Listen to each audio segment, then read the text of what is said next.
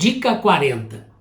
Você sabe por que você está me vendo aqui no canal do YouTube da Oficina Literária Puntel? Porque nós estamos conectados. Você está conectado ou conectada à internet. Então anote esta palavra aí, conexão, coesão. E vamos falar sobre isso na tua redação? Para falar na sua redação, eu quero te dar mais uma metáfora ainda. Olhe a parede aí da sua sala, do seu quarto, da sua casa, onde você está.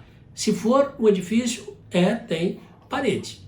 A parede é o quê? Um monte de tijolo um em cima do outro? Simplesmente? Não, lógico que não. Não fica em pé um tijolo em cima do outro. Fica se estiver cimentado um tijolo sobre o outro tijolo. É óbvio. Mas na sua redação não é tão óbvio assim, não é?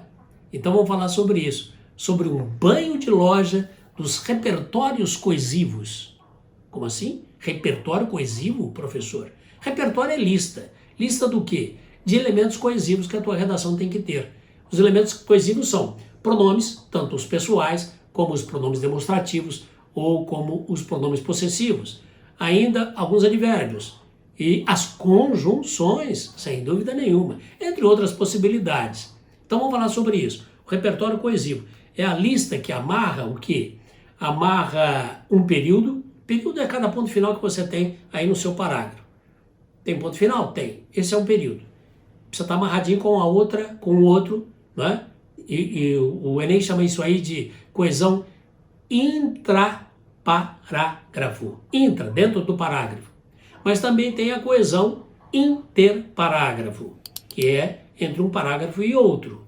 Muito importante você lembrar disso. O que mais que eu quero te dizer? Por exemplo, tem coesivos que a gente usa, coloquialmente falando, a gente usa muito o mas, o e, o porém. E sem querer na tua redação, por isso que eu estou te falando do banho de loja, você precisa repaginar esse jeito de usar coesivos, de maneira que você trabalhe com mais coesivos mais formais. Veja aqui uma frase, por exemplo, que eu vou te falar. Eu não lia redações nota 1000, mas agora eu tenho até estudado essas redações. Olha o mas aí.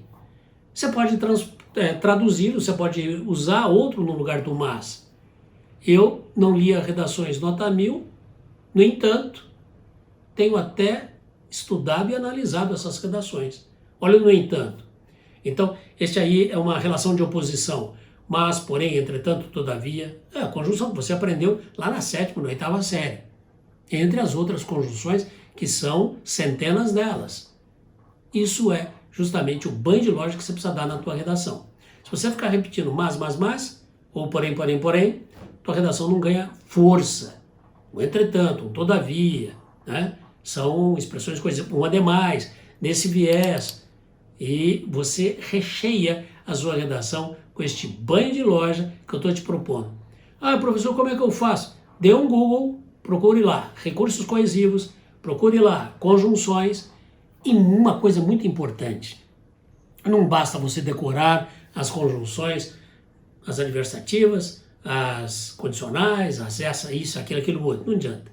Sabe o que você deve fazer? Uma coisa que eu sugiro aos meus alunos, e eles ganham muito nesse sentido. Você tem apostila de redação, de matemática, de física, de química. Você tem livro de matemática, física e química. Comece a ler. Na hora que você vai fazer o seu exercício de matemática, leia o enunciado.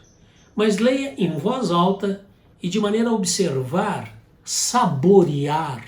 Olha o verbo que eu estou te usando aqui. Saborear até as vírgulas.